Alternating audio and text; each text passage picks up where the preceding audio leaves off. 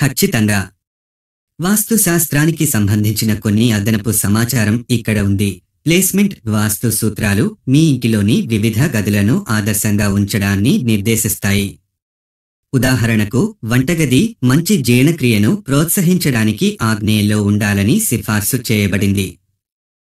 అయితే master bedroom మెరుగైన నిద్ర మరియు సంబంధాల కోసం నైరుతిలో ఉత్తమంగా సరిపోతుందని నమ్ముతారు. సహజ అంశాలు. ఆ వాస్తు శాస్త్రం మీ నివాస స్థలంలో సహజ అంశాలను చేర్చడాన్ని నొక్కి చెబుతుంది.